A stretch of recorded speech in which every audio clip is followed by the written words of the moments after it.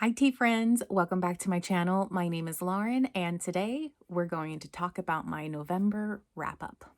But first, let's open up our advent calendars for today.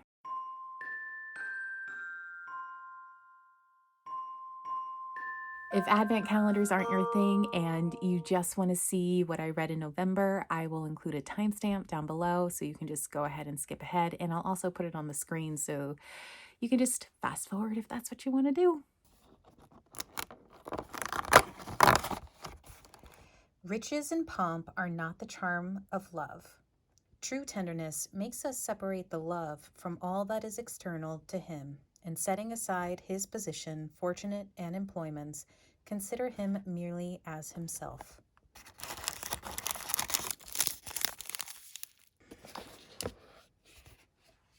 Day 4.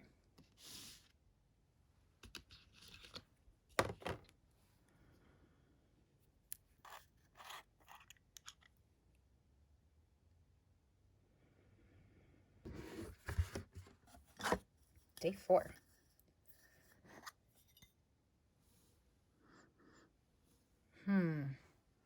I think this might be almond crumble from Tea by Daniel. Let's see what we have. Yes, almond crumble by Tea by Daniel. Next we have the Instagram exchange. So we have day 2, which is right here, day 2.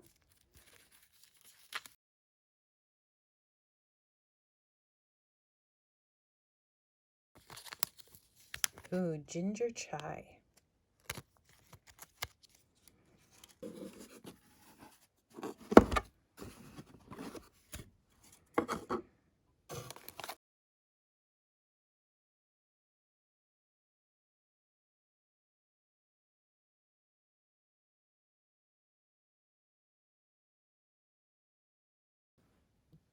Well,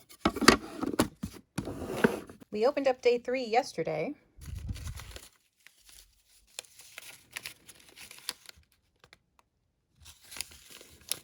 Let's try again. Maybe this is supposed to be day 4 since day 4 isn't in my bag.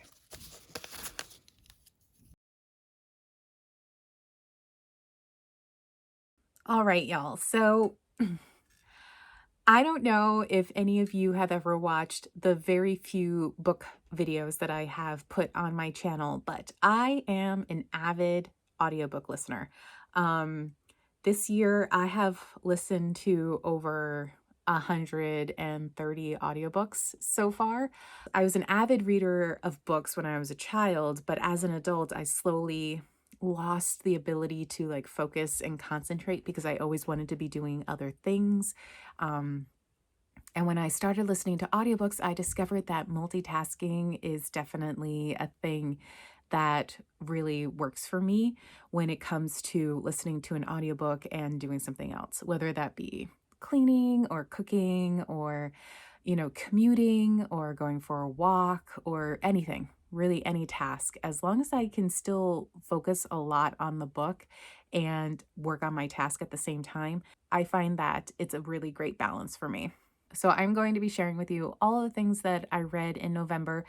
Most of them are nonfiction since it was Nonfiction November. I think there's only one fiction book that was a carryover from October. So let's go ahead and get started. So we'll start with the only fiction book on this list, which is The Death of Jane Lawrence. This was something that I picked up at the very end of October. I had an audiobook arc from it from NetGalley. I really liked this one. I gave it 4 stars. I think it's probably going to be one of those polarizing reads where it's like you either hated it or you really liked it, and I really liked it. It took me to a place that I was not expecting. It's like a gothic horror setting, and I'm really kind of hit or miss when it comes to like horror and spooky stuff because I get freaked out pretty easily. I'm a lot better with reading than I am with books, like with movies. I have a really I just don't really watch a lot of horror because I don't like jump scares. I don't like any of that. So with books, I'm a lot better and I can still read some spooky stuff. But with The Death of Jane Lawrence, it ended up being like a blend of horror, paranormal, and sci-fi, which was the part that was like completely unexpected for me. And I really ended up enjoying that part of it. I was sitting on the edge of my seat for like the last quarter to wrap everything up and like see where it was going. So I don't know. I really enjoyed it. I think if you're curious about it, that you should definitely check it out.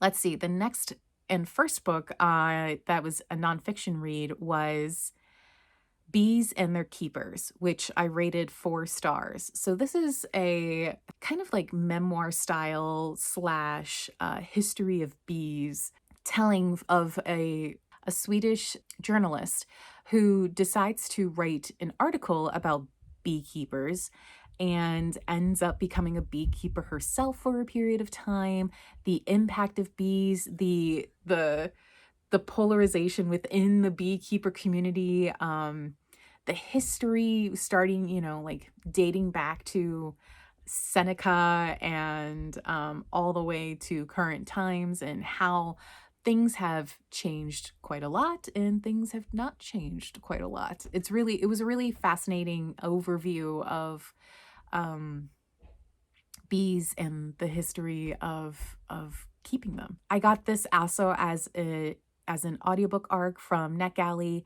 So it was a nice primer across just kind of bees and beekeeping perspective, and the impact that beekeepers have on the bee population, both positive and good.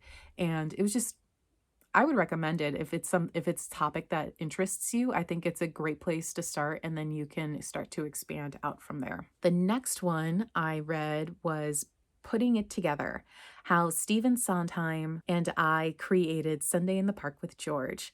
At the time of recording this, it was just announced that Stephen Sondheim has passed away, and just what an impact he has had on musical theater and on people within the industry and out of the industry. Like, his music and words just are so speak to your soul. And personally, I feel like the first time I saw any Sondheim show, it was just like a life-changing experience. I haven't seen all of his works, but the first time I saw Into the Woods and the first time I saw Company and the first time I saw Sunday in the Park with George, it just it was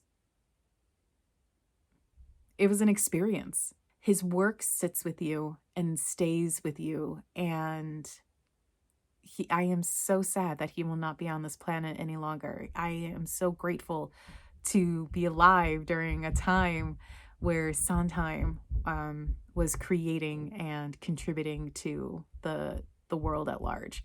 So about the book, so this book is kind of like a collection of interviews with everybody that was involved with putting Sunday in the Park with George together. Something like the way it was put together had never really been done before in American theater, and so it kind of changed the landscape for what theater is, what theater could be, and it was a fascinating look into the behind the scenes.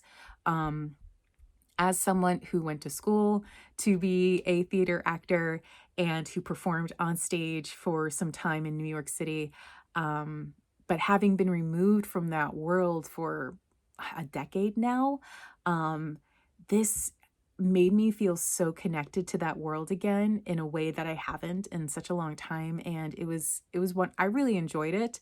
The only thing with the audiobook was that while as an audiobook narrator myself, I truly appreciate the abilities of um, audiobook narrators to embody other people and be characters.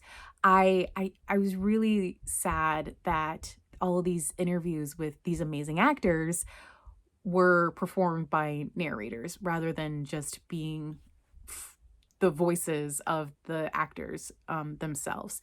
I would have really enjoyed that. It doesn't take away from the experience of the book. It's just something personal I would have preferred. Um, I received this also as an audiobook arc from NetGalley, and when I saw it come through on my feed, I was so excited. I was like, "Oh, I hope I can get that one," and I was really excited when I got it, because I love Sondheim, and I love musical theater, and I love theater at large, and so it was just a great experience. If you are a theater lover, I think you would definitely enjoy this. It was great. I gave it 4 stars. Next up was Ethel Rosenberg, An American Tragedy.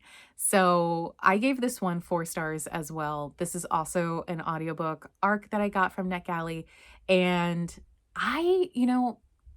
going into it, I didn't really know a ton about the Rosenbergs. Basically, just like a few sentences that you learn in school, basically, that they're traitors, that they were communists, and overall, just like not great people, right? Because, like, that's the story you get told.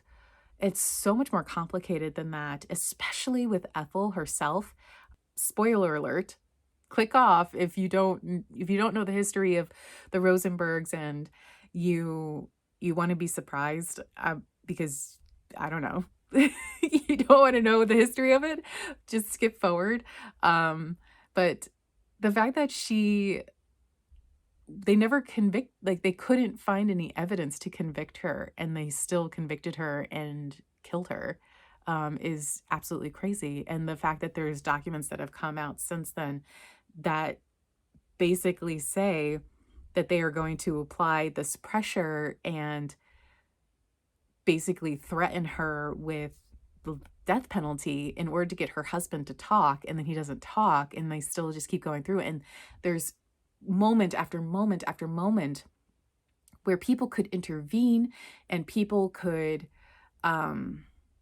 stop the executions from happening, and no one does, because they want to make an example out of them. And also the fact that her husband, um turns out the secrets that he delivered to the Russians during a time where they were allies didn't contribute at all to the Russians getting nuclear weapons. And yet it became this huge circus around these two people, and they were just basically scapegoats and an example. And then they killed them and left 2 children without their parents. And this legacy that is of hate towards communism, and that's rooted in this anti-Semitism. And it was just, I'm glad that I read it, because it really opened my eyes to what a complicated history the whole process was, as most things are. And when you get taught those things in school, they get so watered down. And yeah, I think it's a great book to read. Um, I found it really compelling the entire way through. It is a longer book, but it was really interesting. And if I had to describe the book in one word, it's betrayal. Ethel was betrayed by everyone in her life, from her birth family to her friends and family later on, to the government, like, just betrayal. It's a story of betrayal that this woman endures her entire life, and yet still continues to hold on to her compassion and her courage and her sense of self, and knowing right from wrong and sticking to her convictions. Like, it's admirable. I really would recommend reading it. Next up, I read Funhouse, a family tragicomic, which is a really well-known graphic novel. It's about a woman who grows up in a home in, was it Pennsylvania? I think it was Pennsylvania. Actually, not too far from where I am, I think. It's like a coming of age story where her family also works in a funeral home, and her father is like this kind of cold, rigid person who runs the family business at the funeral home, and also is really into restoring old homes. and it's her story of coming of age and coming out as a lesbian, and the dynamic between her and her father, and this whole speculation around whether or not his death was an accident or if he took his life. I'm glad that I read it because of how important it is to LGBTQ literary history and also graphic novel history. I have really discovered this past year that I really enjoy graphic novels that center on memoir, and this was no exception. I gave this one 4 stars. I think if you haven't read this and you are into graphic novels, or even if not, like, this is a good place to get started. It is a lot of heavy topics, so just be prepared for talking about death and mourning and coming out and not having necessarily the support you are looking for, and stuff like that. Complicated family dynamics, like it's just a lot, but I felt like it's an important read, and it has so much history in the book world. So next up, the next few are books that I have had sitting in my Audible account for a long time. I think most of them are the one back when Audible used to get like free books when you every month. And so these are all like shorter um like interviews, or just like shorter books or shorter memoirs, like shorter stories. So the first one is Alanis Morissette, Music and Words, where she kind of breaks down her life and her career through certain songs, and where she was at that point in her life. It kind of feels like one song off of each album almost. And then she kind of just talks about where she was when she wrote it, where she was when the album was happening, or when the tour was happening. I didn't learn to enjoy Alanis Morissette until I was in my 20s, and I was younger. I In the 90s and early 2000s, when Alanis was really popular, like, I liked some of her songs that were on the radio, but I didn't really get into listening to her until my mid-20s, after a breakup, and Jagged Little Pill, like, got me through that breakup. I listened to it every day when I was running, and the words, like, it just was it's where I was. And so ever since then, like, I have had a fondness for her and for her music. So I enjoyed listening to this. It was a short one. I gave it 4 stars. The next one that I listened to was The Dollar Rebellion: How Billie Jean King and the Original Nine Became the Change They Wanted to See. I gave this 4 stars, and this was a collection of interviews with Billie Jean King about the Dollar Rebellion, which I don't know a ton about. Like, I knew, that they formed their own tennis league, and that they, opened doors for women and that kind of thing. But I didn't really know much more than that. Like, I've never seen the movies. I've never really read anything about Billie Jean King. So I enjoyed kind of getting an overview of what that time was like for her, and it definitely made me interested in reading more about it as someone who played tennis in high school and who grew up in a time where Serena and Venus Williams were in their heyday. Like I have I have a certain fondness for tennis in my heart, and I just really enjoyed it. So I gave that 4 stars as well. The next one I listened to was Out of My Mind by Alan Arkin. I gave this one 3 stars. Um, it was it was fine. I like Alan Arkin in his films. I don't really know anything about him personally, so this was kind of unexpected what this kind of delved into his like spiritual journey. It was interesting to listen to his experience with his evolution of spirituality. Um, I didn't find it super compelling. It didn't really resonate with me as far as something that I'm interested in, but I always find those kinds of things fascinating, to see what another person's from point A to point B is, and how, as they get older and are start to reflect on those things, like whether or not their feelings about their choices change or not, and all that kind of thing. Next up is It's Not What It Looks Like by Molly Burke. I gave this one 3 stars, and I didn't know who Molly Burke was before I started listening. If you don't know, she does have a YouTube channel. She is a blind advocate. She was born with sight, but has a degenerative disease that caused her to lose her sight as she got older.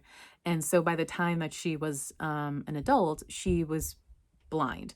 And her experience living through that, there are trigger warnings for suicidal thoughts and depression, bullying, and her process of getting through that and her continued struggle to work through those things. She seems to have a very positive attitude. From an early age, knew that she wanted to use her voice to advocate for the blind community. And that's exactly what she's done. She has toured the world talking about blindness. She has a YouTube channel that talks all about her life as a blind woman who also has a guide dog, and her experience with having guide dogs. She gets her dogs from the Mirror Foundation, which is a foundation in Canada, which is just completely random. I used to donate money to Mirror Foundation when I was in middle school and high school because an actor that I really liked from Canada was a really huge advocate for them.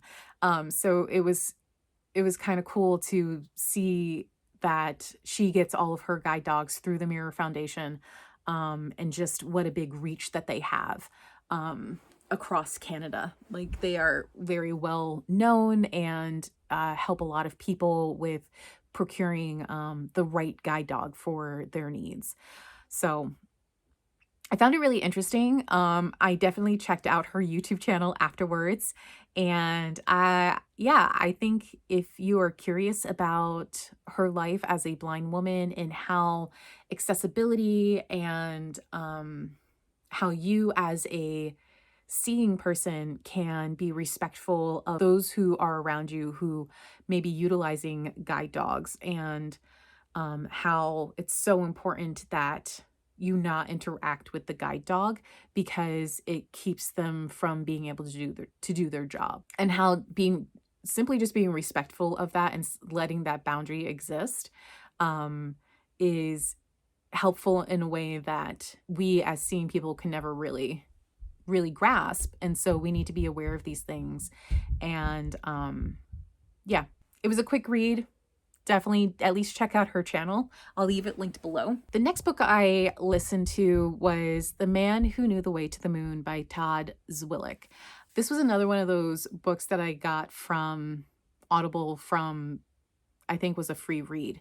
And this tells all about the process of getting to the moon. And how this one man, John Hobolt, was really an advocate for the idea of lunar orbit rendezvous. So originally with the moon landing, they had thought that they would shoot this giant rocket up into space and then back that giant rocket down onto the moon.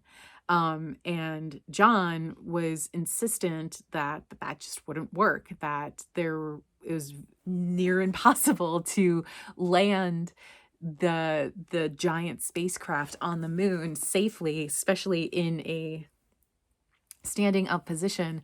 And then if something went wrong, then the astronauts would be stuck there. So he was really an advocate for getting the spaceship into orbit around the moon and then deploying a separate module that would land on the moon.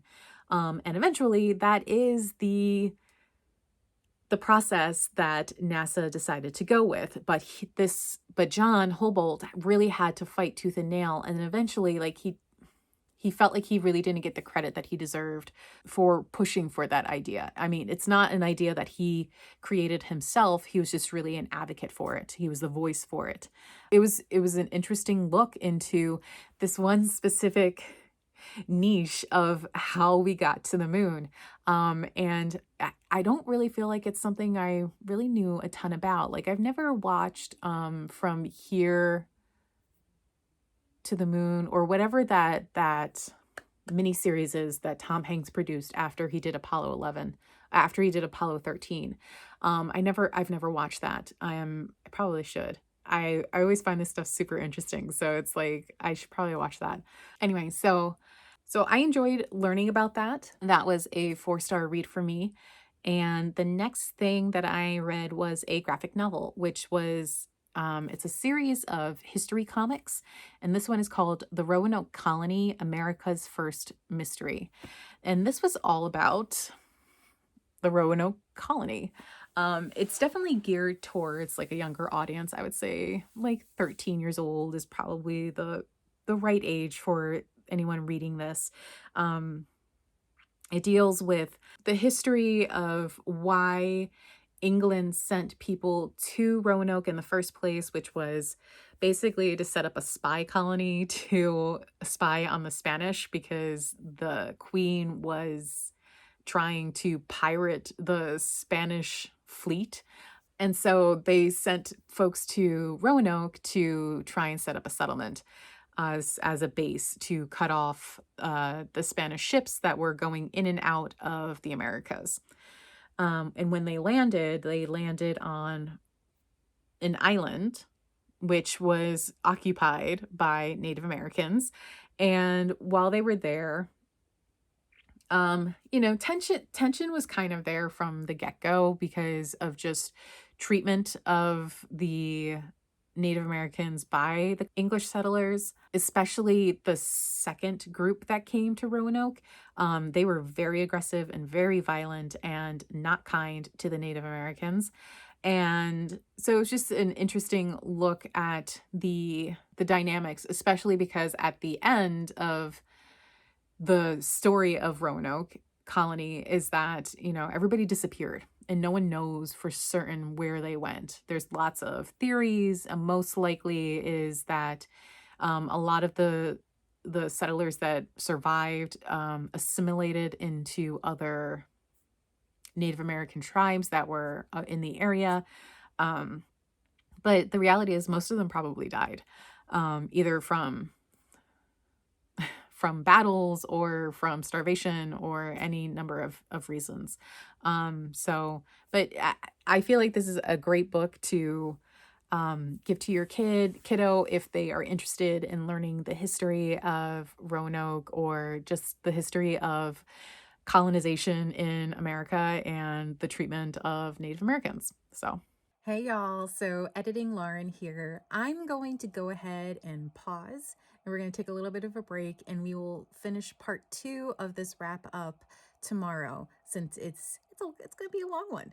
So I will see you tomorrow for our continuation of the countdown to holidays and part 2 of this wrap up. Bye.